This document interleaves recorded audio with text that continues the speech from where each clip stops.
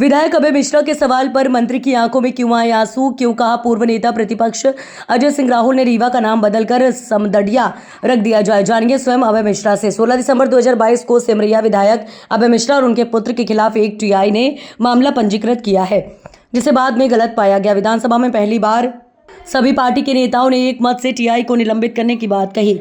मंत्री शिवराज पटेल ने पुलिस पर सवाल उठाते हुए अभय मिश्रा का समर्थन करते हुए नम आंखों से कहा था, आप ठीक कह रहे हैं अभय मिश्रा जी। वहीं दूसरी ओर रीवा में समदड़िया बिल्डर को जिस तरीके से लाखों करोड़ों की जमीन कौड़ियों के दाम दे दी गई है, जिसके चलते पूर्व नेता प्रतिपक्ष ने तो ये तक कह दिया कि रीवा का नाम बदलकर समदड़िया नगर रख दिया जाए। अभय मिश्रा का कहना है कि ये 3000 करोड़ रुपए से ज्यादा बड़ा जमीन का घोटाला है। इसके साक्ष्य भी उन्होंने प्रस्तुत किए हैं। विधायक अभय मिश्रा का आरोप है कि जो जमीन 40 से 45 हजार रुपए स्क्वायर फीट बिक रही है, उसे केवल 69 रुपए स्क्वायर फीट में बिल्डर को दे दिया गया। ये घोटाला नहीं तो और क्या है।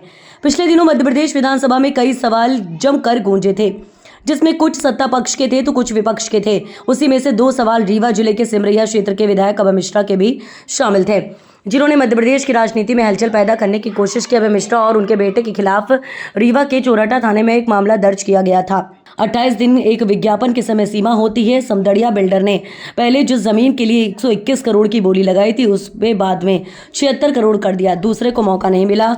ये सब क्या है? एक स्वर में चिल्लाने लगे पूरे सत्ताधारी पक्ष के विधायक कि ये हमारे यहाँ भी हो रहा, हमारे साथ भी हो रहा। हमारे जो मंत्री जी थे वो उनके खुद के बच्चों के साथ हुआ, रो तो दिए, वो इसमें रोए। हमने उनसे बाद में पूछा कि वो सदन में चर्चा थी कि बच्चों की वजह से आपके भी बच्चे, बोला नहीं अबे जी, जब आपने ये बात बोला कि बच्चे त्यौहार मनाने नहीं आ पा रहे रीवा, डरते हैं कि रीवा घर जाएंगे तो कोई फंसा न दे, तो मुझे रोना आता। संवेदना, अभी वो नए लड़के हैं ना, अभी उन्होंने दुनिया की ये जो कलाकारी और गंदगी और जो कहते हैं ना कि जैसे डॉक्टर रोज पोस्टमार्टम करता है ना, तो खून देख के हाथ धो के वही खाना खा लेता, पर हम आप अभी नया खून देखेंगे तो चौंक उठेंगे। तो वही वो इस वजह से हमें बाद में जो समझ में आया और इनका निलंबन हुआ। इससे एक मैसेज गया मुख्य रूप से रीवा में जो ये फर्जी मामला बनाने का जो कल्चर है, इससे एक ये मैसेज तो गया ना कि आप फर्जी केस बनाओगे तो कल आपको इसकी जवाबदारी से गुजरना पड़ेगा।